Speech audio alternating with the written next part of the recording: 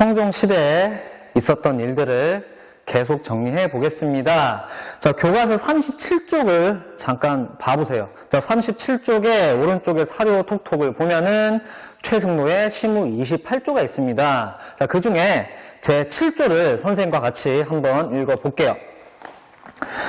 왕이 백성을 다스린다고 해서 집집마다 가거나 날마다 그들을 살펴보는 것은 아닙니다. 그러므로 수령을 나누어 보내어 백성의 이익과 손해를 살피게 하는 것입니다. 요청하건대 외관을 두시옵소서. 자, 이렇게 내용이 나와 있죠. 이게 무엇을 의미하는 거냐면은, 자, 당시 고려가 이렇게 세워졌지만 고려 정부의 직접적인 지배력이 미치는 지역은 수도 부근밖에 없었대요. 그럼 나머지 지방은 어떤 상태였느냐? 그냥 호족들이 저마다 자기 지역에서 독자적인 지배권을 계속해서 행사하고 있었던 상황이라는 거죠. 자, 이래서는 나라가 나라꼴이 아니겠죠? 하나로 통합된 나라라고 할 수가 없잖아. 자, 그래서 최승로가 이 시무 28조를 통해서 가장 강력하게 요청했던 것이 지방관을 중앙정부에서 직접 파견을 하자는 것이었습니다. 자, 뭐라고요? 지방관 파견. 자, 여기다 쓸게요.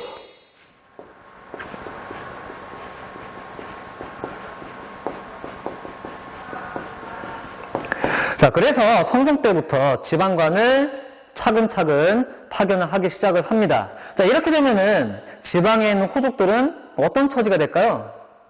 지방에 있는 호족들은 더 이상 독자적으로 자기 지역을 지배할 수 없는 그런 상황이 돼버리겠죠. 자, 그래서 성종 때부터 이런 변화가 시작이 되었다고 하는데 이 호족의 처지가 떨어집니다. 자, 우리가 말을 호족 그러지만 사실 이 호족들은 자기 지역에서 뭐 성주, 장군, 심지어 왕 이렇게 칭하고 있었던 상황인데 이제 그러지 못하게 된 거예요. 자, 일괄적으로 어떤 처지가 되냐면 중앙정부에서 파견된 지방관을 보조해주는 그런 역할만 하는 향리. 자, 방금 뭐라고 썼죠? 따라해봅시다. 향리.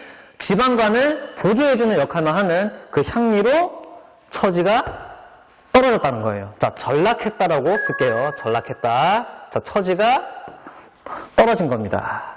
자, 그래서 이때부터 고려의 지배층의 변동이 찾아오게 되는데요. 자, 여기다 표시를 해볼게요.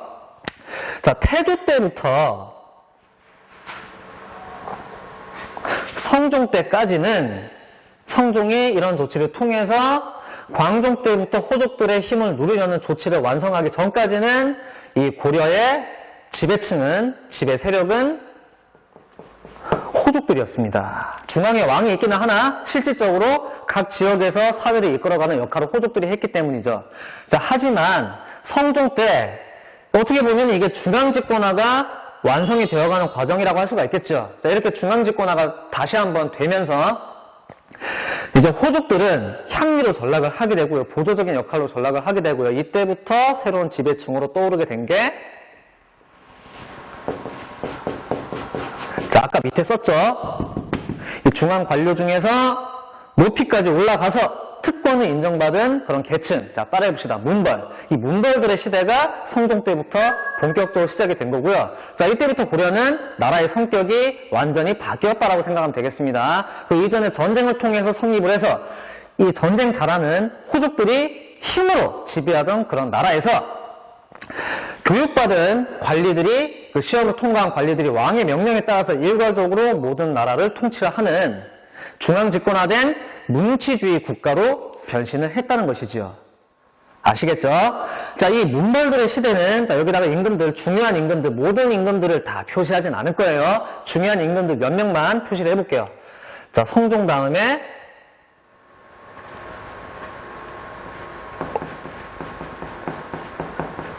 현종 표시할 거고요. 현종 적으세요. 자, 그리고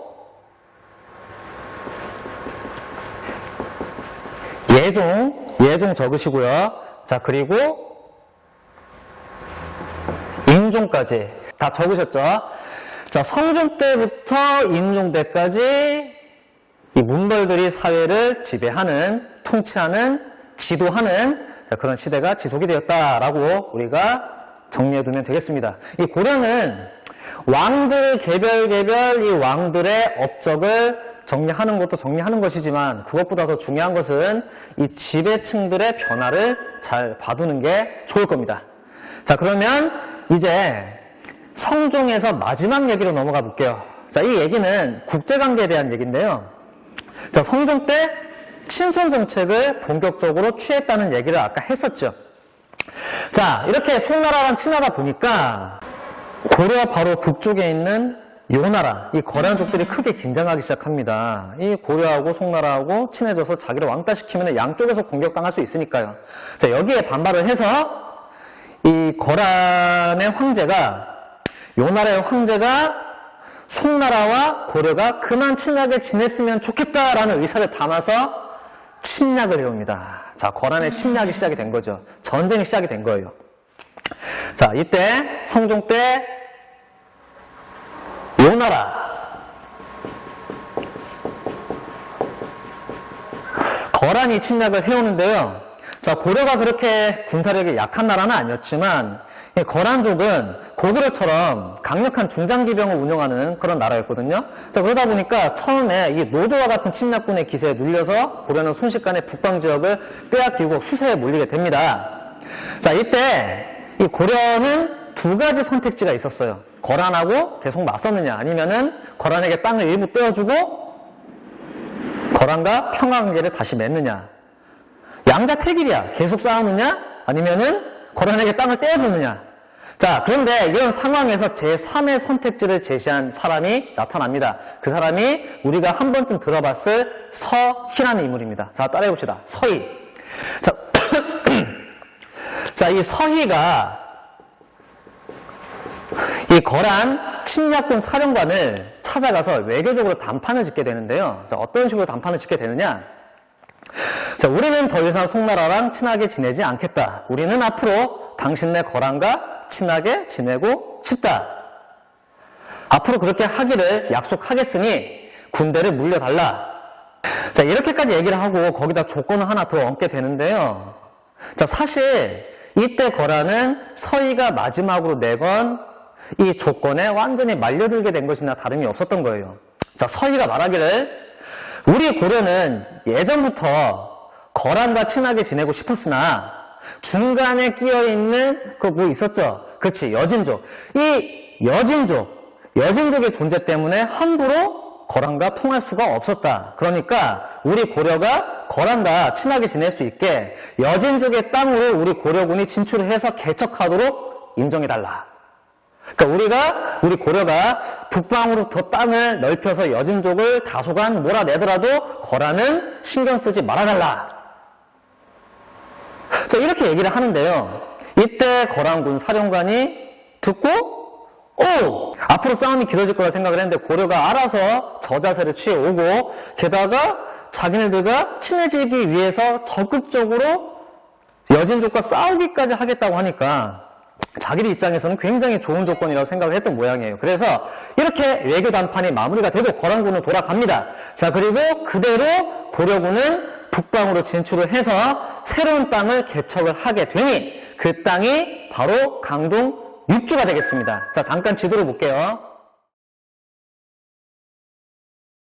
지도 다 보셨죠? 이 땅을 강동 육주라고 부릅니다. 자, 따라해봅시다. 강동 육주. 압록강 동쪽에 있는 걸 알 수가 있죠? 자, 이때 고려의 영토는 압록강까지 넓어지게 됩니다. 자, 고려 입장에서는 침략자인 거란군도 다시 돌려보내고 땅도 더 얻은 떡 먹고 알 먹고 우위 좋고 매부 좋고 일석이조의 효과를 거뒀던 최고의 외교 남판이었던 거죠. 자, 선생님이 생각하기에 우리 민족 역사상 고려 때만큼 외교를 잘했던 시기가 없었던 것 같아요. 이런 식으로 거란군의 침략을 물리치는 데 성공을 했는데, 자, 그럼 고려는 거란과 했던 다른 약속들도 다 지켰느냐? 아니에요. 고려가 송나라하고 이제 관계를 끊겠다고 약속을 했잖아요. 그런데 고려는 이걸 지키지 않습니다. 이게 사람 대 사람의 약속이 아니라 나라 대 나라의 약속이잖아. 그러니까 자기 나라에 비춰봤을 때 이익이 별로 좋은 것 같지 않으면 약속을 깰 수도 있는 거예요. 당시 고려는 그렇게 했습니다. 계속해서 고려는 송나라의 문물을 받아들여서 나라를 발전시킬 필요가 있었기 때문에 송나라하고 관계를 끊지 않고 암암리에 계속 송나라하고 친하게 지냅니다. 자, 이걸 보고 이 거란이 열받겠죠. 자, 그래서 거란의 침략은 끊이지가 않게 되고요. 성종이 죽은 다음에 현종 때까지도 거란의 침략이 계속됩니다. 자, 현종 때부터 이야기 다시 한번 해보도록 하겠습니다. 현종부터 다시 얘기를 해볼 텐데요. 지금 필기하기에, 선생님 좀 필기하기에 공간이 부족한 것 같아서 이 성종에 해당하는 부분 좀 지울게요. 여러분은 적당히 공간을 맞춰서 필기를 계속 해주면 되겠습니다. 자, 조금 지울게요. 자, 칠판 한바닥에 내용을 다 정리하려고 하다 보니까 부득이하게 이렇게 지우게 됩니다. 자, 그러면 현종부터 다시 한번 보도록 할게요. 방금 얘기했던 것처럼 현종 때에도 거란의 침략이 계속됩니다. 자, 처음에 침략했던 것보다 훨씬 더 거세게 더 많은 병력을 동원을 해서 침략을 해오게 되는데요. 근데 거란이 간과한 게 하나 있어요. 그게 뭐냐면 고려는 거란이 생각했던 것보다 훨씬 더 주먹이 매서운 불주먹, 핵주먹이었다는 거예요. 자, 이 대대적인 거란 침략군에 맞서서 고려군이 출동을 해서 이제 항전을 계속하게 되는데요. 자세한 과정을 생략할게요. 고려에 강감찬이라는 장군이 있었어요. 들어봤죠? 자, 따라해봅시다. 강감찬. 이 강감찬 장군이 거란군과 맞서서 크게 이겨서 결정적인 타격을 입힌 전투가 있어요. 그 전투가 뭔지만 잠깐 떠올려 볼게요. 자, 많이 들어봤을 거예요. 강감찬 하면은 무슨 대첩이 생각이 나요. 기억나나요? 자, 기억 안 나면 교과서 빨리 찾아보세요. 뭐죠? 그렇죠. 귀주 대첩이죠. 강감찬이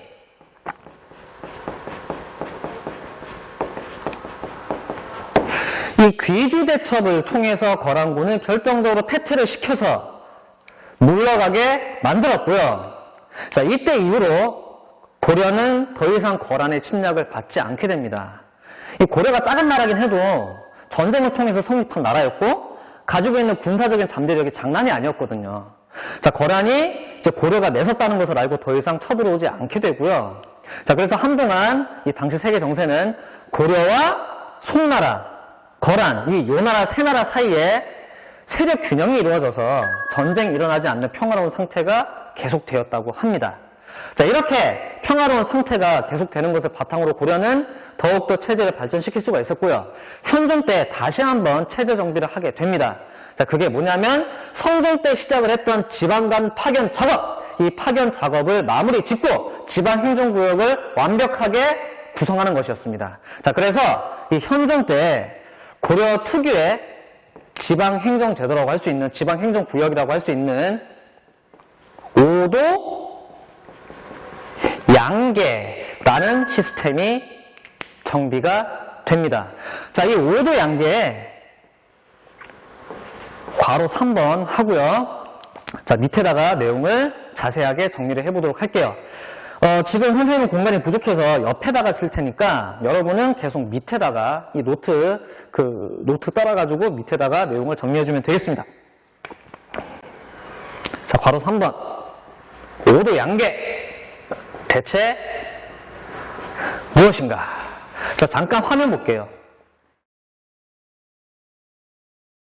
자, 다 보셨죠? 자, 5도 양계에 대한 내용은 교과서에도 나와 있습니다. 자, 교과서 38페이지 왼쪽의 지도를 보면서 같이 설명을 들어주면 되겠습니다.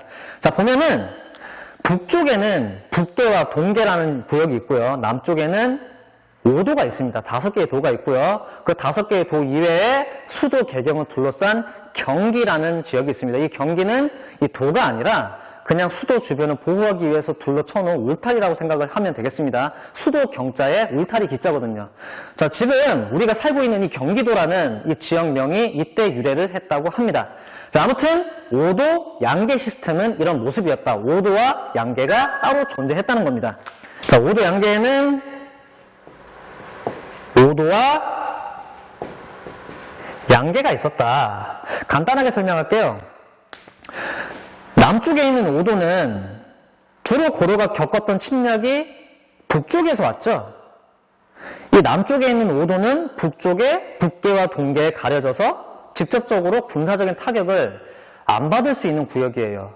이 북계와 동계에서 효과적으로 막아낸다면요. 자, 그래서 이 5도는 일반적으로 백성들이 생업을 이어가는 구역이라고 생각하면 되겠습니다. 나라의 행정도 일반적인 모든 것에 맞춰졌습니다. 여기는 일반 행정구역이다. 자, 그럼 양계는 뭐냐? 이 북계와 동계를 이 북방의 국경선에 맞춰서 만들어 놓은 이유가 있겠죠. 자, 예전부터 있었던 북방으로부터의 침략과 특히 이 거란으로부터 침략을 받았던 경험을 살려서 이런 식으로 행정구역을 따로 만들어 놨는지 모르겠습니다. 이 양계는 고려의 정예 군대가 집중적으로 주둔하면서 북방으로부터의 침략을 막아내는 군사구역이었습니다. 모든 행정이 군사를 중심으로 이루어지는 구역이었다. 이 정도로 알고 있으면 되지 않을까 싶어요. 이 지역은 일반적인 지방관들이 백성들을 다스리고요. 이 지역은 군대 사령관들이 백성들을 다스렸다. 군대를 거느리고요. 이 지역의 목적은 전쟁이었고 이 지역의 목적은 일반적인 행정이었다. 라고 이해를 하면 되겠습니다. 자, 그런데 자, 방금 선생님이 얘기하기를 성종 때부터 시작이 되었던 지방간 파견 작업을 현종 때 오도양계를 정비함을 통해서 마무리 지었다라고 얘기를 했는데요. 자, 그렇다면은 고려는 이때 중앙 집권화를 완벽하게 마무리 지었던 걸까요? 그건 아니에요. 이 고려는 어떻게 보면은 그 이전이었던 통일 신라보다도 중앙 집권화에서는 뒤처지는 모습을 보여요. 왜냐하면 한번 산산조각 났던 나라를 다시 통합을 하다 보니까 지방 세력들의 힘을 완벽하게 중앙으로 다시 회수할 수 있을 만큼 강력한 행정의 힘을 발휘하지 못했었다는 얘기가 되는데요.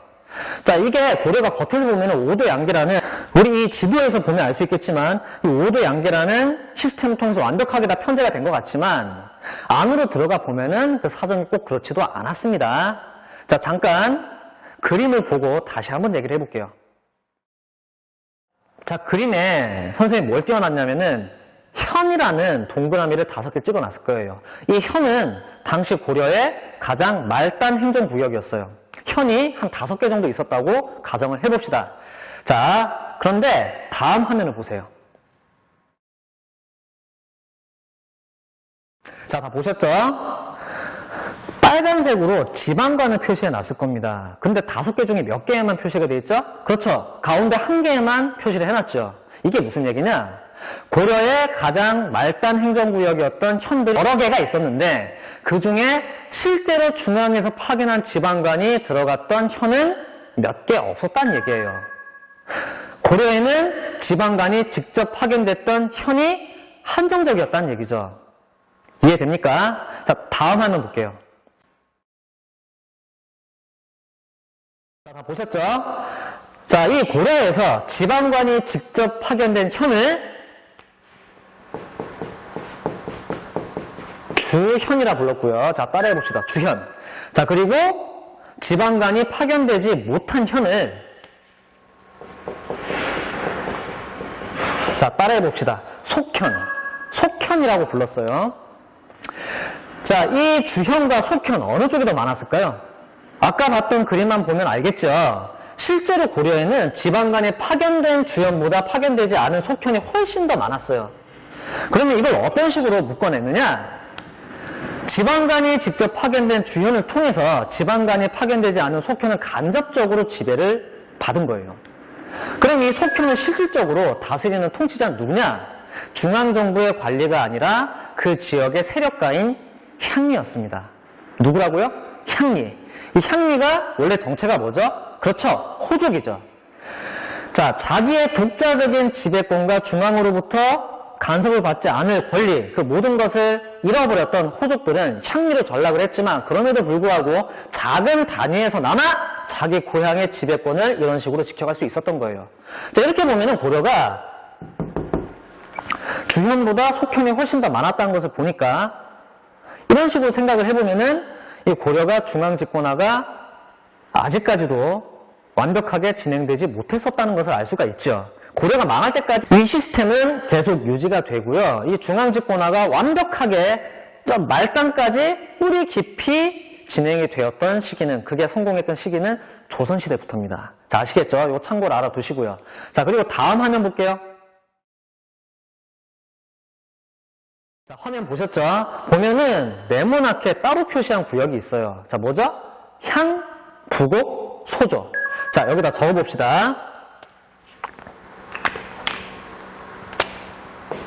향, 부곡, 소라는 구역이 있어요.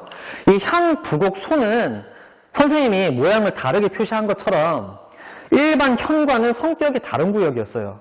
어떤 식으로 성격이 다른 구역이었냐면은 이 구역에 사는 사람들은 일반 현에 사는 백성들에 비해서 여러 가지로 차별 대우를 받았대요. 자, 어떤 식으로 차별 대우를 받았냐면은 이 지역에 사는 사람들은 일반 현으로 이주를 할 수도 없었고요. 차별받고 있으니까요. 여기에서만 모여서 살아야 됐어요. 자, 그리고 세금도 일반 현에 사는 사람들보다 더 많이 냈대요. 자, 그리고 이 지역에 사는 사람들은 과거 시험에 응시할 자격도 얻지 못했습니다. 고려는 다음에 고려의 신분제도에 대해서 설명할 때 알게 되겠지만 원칙적으로 모든 백성들이 노비를 제외하고 거의 모든 백성들이 과거 시험에 응시할 수 있었거든요, 법적으로. 그런데 향, 부곡, 소에 사는 백성들은 과거 시험에 응시를 할 수가 없었대요. 자, 왜 이렇게 차별대로 많이 받게 되었느냐? 여러 가지 설이 있지만 아마도 고려가 후삼국을 통일하고 호족들을 통합해 가던 그 옛날 이 태조 왕건의 통합 정책에 응하지 않고 끝까지 저항하면서 싸우다가 결국에 정복되었던 지역들, 이 지역들이 향, 부곡, 소가 되어서 차별대우를 받지 않았는가라고 추정을 하고 있고요. 혹은 중간에 반란을 일으켰다가 일반 현이었다가 이 반란 일으킨 것 때문에 죄를 받고 이 지역이 집단적으로 처벌을 받고 향이나 부곡이나 소로 이 등급이 떨어졌을 것이다 라고 추정을 하기도 합니다. 자, 향, 부곡은 농사를 짓는 구역이었고요. 소는 수공업을 주로 업으로 삼은 구역이었습니다. 자, 참고로 알아두세요. 자, 여기까지 5도 양계를 통해서 고려의 지방 행정에 대해서 알아보았습니다. 이제 다음 내용 넘어갈게요. 자, 좋습니다. 자, 이제 다음 항으로 넘어가 볼게요. 자, 예종 봅시다. 자, 현종으로부터 시간이 많이 흐른 뒤입니다. 중간에 왕들이 없다고 해서 오해하면 안 됩니다. 자, 요 사이사이에 어떤 왕들이 있었는지가 궁금한 친구들은 인터넷으로 검색하면 고려왕의 계보도가 금방 나오니까 찾아보면 되겠습니다. 자, 하지만 우리가 수업 시간에 중요하게 다룰 내용은 아닙니다. 패스하겠습니다. 자, 예종으로 가봅시다. 이 예종 때 국제관계에서 변화가 슬슬 찾아오기 시작합니다. 자, 그게 뭐냐면은요. 자, 이쪽에 지도로 볼게요.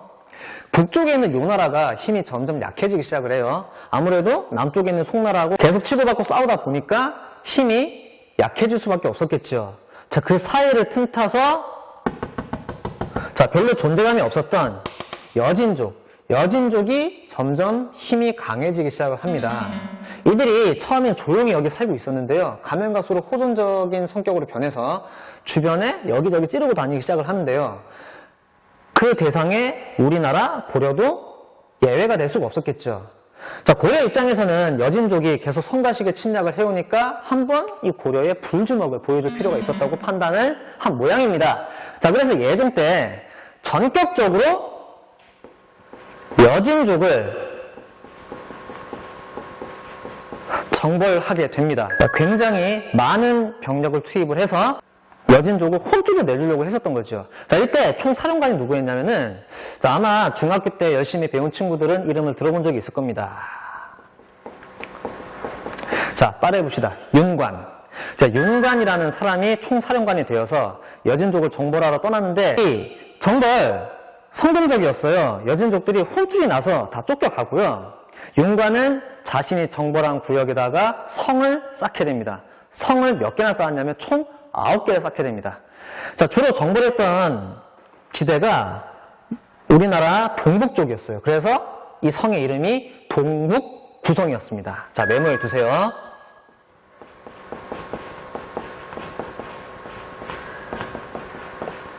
자, 동북구성을 쌓았습니다. 자, 그런데 안타깝게도 결국에 얼마 지나지 않아서 이 동북구성을 포기하고 여진족에게 돌려주고 군대를 뒤로 빼고 맙니다. 자, 기껏 어렵게 개척했던 영토였지만 당시에 계속 성장해가는 여진족의 그 저항 앞에 고려가 더 이상 버틸 수가 없었던 거죠. 이미 세계 질서에 큰 변동이 눈앞에 다가와 있었던 겁니다. 자, 그리고 이 고려가 여진을 정벌했던 이 일은 여진족들을 내부로부터 결속하게 만들어요. 그들을 크게 자극한 거죠. 자, 그래서 얼마 지나지 않아서 이 여진족이 이 부족들 간의 반목과 대립을 끝내고 하나로 통합됩니다. 여진족이 하나로 통일된 거예요. 근데 이 여진족이 굉장히 잘 싸우는 민족이거든요, 사실은.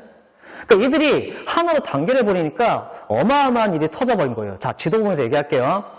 이 여진족들이 나라를 통합하더니 거란족하고 싸워서 거란족이 세운 요 나라를 멸망시켜버립니다. 그리고 새로운 나라를 세웁니다. 자, 따라해봅시다. 금나라를 세우고요. 이 금나라는 곧이어서 송나라를 쳐들어가는데 이 송나라가 그 전에도 얘기했지만 별로 잘 싸우지 못한다 그랬죠. 거란하고도 힘겹게 싸웠던 송나라가 이 거란을 무너뜨린 금나라하고 싸워서 버틸 수가 있을까요?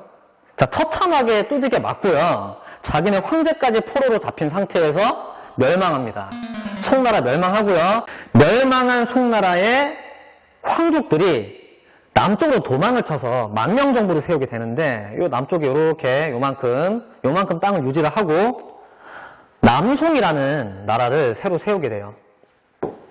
자, 그래서 이 대륙에는 중국 대륙에 이렇게 두 개의 나라가 나란히 존재하는 그런 시대가 시작이 된 거예요. 이 변화가 언제 찾아오냐면은 인종 때 찾아옵니다. 자, 거란족이 세운 요 나라가 망하고요. 자, 북방에 여진족이 세운 금나라, 그리고 중국 남부에 중국인들의 남송. 자, 금나라 겁나 세죠. 이 겁나 세진 금나라가 이제 자기들의 새롭게 변화된 국제적인 위상을 우리나라 고려한테 강요하기 시작합니다. 자, 임종 때 금나라가 고려에 군신관계를 요구하면서 조공을 바치라고 요구를 하게 되는데요. 이때 고려는 어떻게 대응을 했을까요? 예전에 거란족하고 싸웠던 것처럼 싸우려고 들었을까요? 아니면은 그냥 금나라한테 조공을 바치고 평화를 찾으려고 했을까요? 자, 당시 고려에서 실권을 잡고 있었던 권력자가 이자겸이라는 사람인데요. 자, 누구라고요? 이자겸. 이 이자겸은 고민을 합니다. 이미 금나라가 이렇게 막강해진 상태에서 이 고려가 금나라하고 전쟁을 하는 것이 맞는가? 그리고 이 전쟁을 했다 잘못되면 자기가 권력을 잃지는 않을까? 걱정을 했던 거죠. 자, 그래서 결국에 어떤 결단을 내리게 되냐면은 금나라에 조공을 바치고 금나라를 우리가 작은 나라로서 금나라를 큰 나라로 우리가 섬기기로 결정을 합니다. 금에 뭘 하기로 결정을 했냐면요. 여기서 우리가 알아둬야 될 단어가 하나 있습니다. 자, 우리가 작은 나라로서 상대방이 큰 나라를 섬긴다는 얘기를 방금 했죠. 자, 말을 만들어 볼게요. 섬길 사자에 큰 대자. 자, 빠르게 봅시다. 사대. 금에 사대를 하기로 결정을 한 거죠. 자, 사대주의란 말 들어봤죠? 그 사대주의의 사대가 여기에서 온 말입니다. 자, 금에 사대를 하게 되었습니다. 자, 내부적으로 많은 반발이 있었지만 어쨌든 이자겸은 이렇게 결정을 했고요. 자, 근데 금나라는 예전에 여진족이었던 시절에 고려에 두들겨 맞은 경험이 있다 보니까 일단은 고려가 이렇게 사대를 하기로 약속을 하고 나서는 고려에 침략을 해오지는 않습니다. 자, 고려는 내부적으로는 평화가 찾아온 거죠. 자, 그런데 이때 고려는 그런 평화적으로 잘 지내느냐? 그게 아니에요. 자, 여기 문벌들이 성종 때부터 지금 우리가 다루고 있는 인종 때까지 계속해서 권력을 잡고 있었어요. 그런데 권력은 고이게 되면 썩게 되고요. 그것보다도 더 심각한 게 뭐냐면 자기들끼리 싸우게 되겠죠. 자기들끼리 누가 권력을 독점하느냐 가지고 이미 고려는 병에 걸린 것 같은 그런 현상에 여러 차례 시달리게 되는 건데요. 자, 문벌들이 권력을 두고 자기들끼리 자체 분열을 하기 시작합니다. 누군가는 권력을 독점하려고 하고 거기에 대해서 불만을 가진 다른 문벌들이 싸우려고 드는 그런 모양새가 된 거죠. 자, 선생님이 방금 이 금나라의 사대를 한다는 결정을 내린 당시 실권자가 누구라 그랬죠? 그렇죠, 이자겸이죠. 당시 이자겸은 그 아버지 때부터 대대손손 고려의 실권을 장악을 하고요. 심지어 왕 자리마저 넘볼 수 있을 정도로 막강한 권력을 휘두르고 있었습니다. 자, 이렇게 권력을 잡을 수 있었던 이유는 이자겸네 집안은 왕비를 계속해서 배출하는 집안이 언제부턴가 되어 있었어요. 자, 왕비를 배출을 해서 왕실과 혼인관계를 맺은 집안을 우리가 보통 앞으로 이렇게 표현을 하게 될 겁니다. 자, 따라해 봅시다. 외척. 잘 기억을 해주세요. 자, 다시 따라해 봅시다. 외척. 자, 이자겸은 당대 내로라 하는 엄청난 외척이었어요. 이게 얼마나 막강한 외척이었는지 이 어처구니 없는 얘기를 교과서 42페이지를 보면서 얘기해 보도록 할게요. 42페이지 왼쪽에 보면은 이자겸 가문과 왕실의 혼인관계라는 그림이 나와 있죠. 근데 유심히 잘 보세요. 뭔가 이상한 걸 찾아보세요. 뭔가 좀 이상해. 결혼 관계가 이렇게 맺어질 수 있는지 잘 한번 봐보세요. 자, 임종 전의 임금이 예종이에요. 근데 예종의 부인과 임종의 부인이 예종의 부인과 임종의 부인들이 어떤 관계인지 잘 보세요. 이 세 명 다 누구의 딸이지? 그렇죠. 이자겸의 딸이죠. 그러니까 임종의 어머니는 이자겸의 딸이에요. 근데 임종의 부인들도 이자겸의 딸이야. 아니, 이게 무슨 일이야? 이게 무슨 일이야? 임종 임금 입장에서는 이게 대체 어떤 결혼을 한 거야? 자기 엄마의 동생들하고 결혼을 한 거야. 이게 말이 돼요? 그래도 명색이 왕인데? 이모들하고 결혼을, 아우, 이상하죠? 왕도 좋지는 않았을 거예요. 그런데 이걸 이렇게밖에 할 수 없었던 이유가 이자겸이라는 막강한 사람이 눈을 딱 부릅뜨고 너 엄마도 내 딸이지만 왕 당신도 내 딸들하고 결혼해 이렇게 강요를 하니까 왕이 받아들이지 않을 수 없을 정도로 당시 이자겸의 권력이 막강했다는 것을 의미하는 거겠죠. 자, 이렇게 고려의 시스템은 나름 건강한 시스템으로 만들어 놨었지만 이 권력자들이 막강한 권력을 독점한 사람들이 등장을 하면서 망가져가고 있었던 거예요. 그에 대한 반작용이 임종 때 터진 거고요. 자, 간단하게 얘기할게요. 이 문벌이 분열하는 사태는 두 차례에 걸쳐서 일어나는데 첫 번째는요. 이 이자겸이 결국에 왕을 쫓아내고 자기가 왕이 되려고 시도하다가 죽임을 당합니다. 다른 문벌들이 그리고 왕이 그걸 가만히 두지 않았던 거죠. 실패를 하고 죽습니다. 이자겸의 난이라는 사건이었죠. 자, 따라해봅시다. 이자겸의 난. 자, 이미 이 고려가 완전 집안이 개판이 되었다는 것을 잘 보여주는 사건이 하나 터진 거예요. 자, 나라가 이미 많이 혼란해졌어요.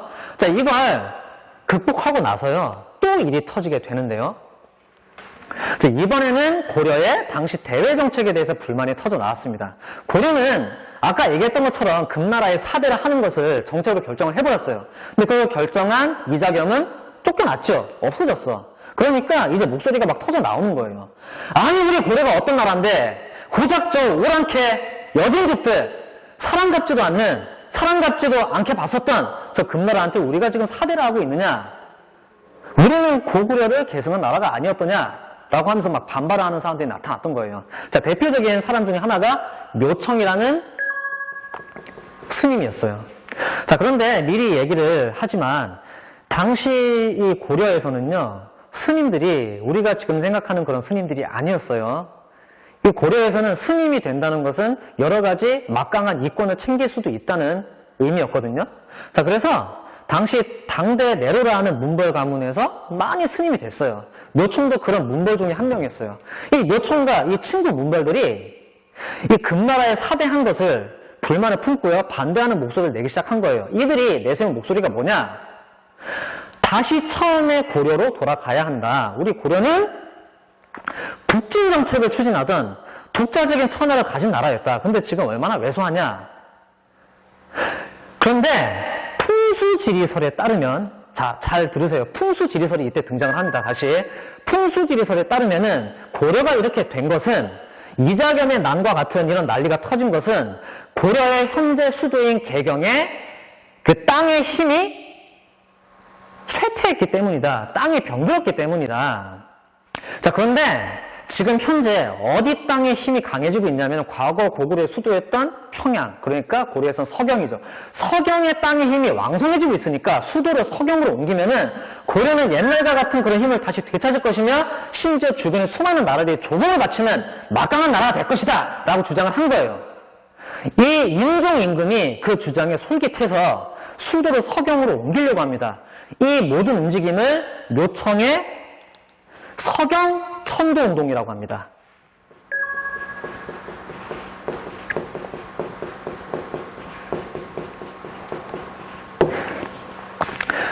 자, 하지만 결과부터 얘기하자면은 이 서경 천도운동은 실패합니다. 왜냐하면 첫 번째로 왕의 마음이 바뀌었기 때문이고, 두 번째로 개경에서 이권을 가지고 있던 다른 문벌들이 이 서경으로 천도를 하려는 움직임에 가만히 있지 않았기 때문입니다. 자, 결국에 왕이 변덕을 부려서 서경으로 천도하려는 계획이 물거품으로 돌아가자 이 묘청 일파는 서경을 중심으로 독립국을 세워버리고 반란을 일으켜요. 근데 그때 그 반란은 1년을 끌지만 수도 개경에서 출동한 이 진압군의 군합발에 짓밟히고 맙니다. 자, 이렇게 이 반란이 진압되고 이 운동은 실패로 돌아가게 된 것이지요. 자, 참고로 이때 이 반란을 진압하는 이 군대 총사령관을 맡았던 사람은 김부식이라는 사람이에요. 당대 가장 강력한 문벌 중에 한 명이었거든요. 이 김부식 뭐 하던 사람이었지? 이 사람은 아주 유명한 책을 쓴 사람이에요. 그걸 쓴 사람으로도 유명합니다. 이 사람은 신라의 역사를 상대, 중대, 하대로 나누어서 서술을 했던 역사책을 쓴 사람이에요. 그 역사책? 어디서 들어본 적 있죠? 4글자입니다. 뭐였지? 그렇죠. 삼국사기입니다. 삼국사기를 쓴 그 김부식이 이때 묘청의 서경천도운동을 진압한 그 김부식입니다. 동일인물이니까 참고로 알아두면 좋을 것 같습니다. 자, 아무튼 여기까지 이제 문벌들이 지배했던 시대가 이제 저물어 가고 있었습니다. 자, 문벌들이 자기들끼리 치고받고 싸우기 시작했다는 것을 보면은 이미 이제 이 문벌들이 고려를 주도하는 그런 시대는 한계에 이르렀다는 것을 알 수가 있는 것이죠. 자, 그리고 다음 임금인 의종 때 문벌의 지배는 크게 타격을 입고 무너지고 맙니다. 그 이야기를 다음에 계속 진행해 보도록 하겠습니다.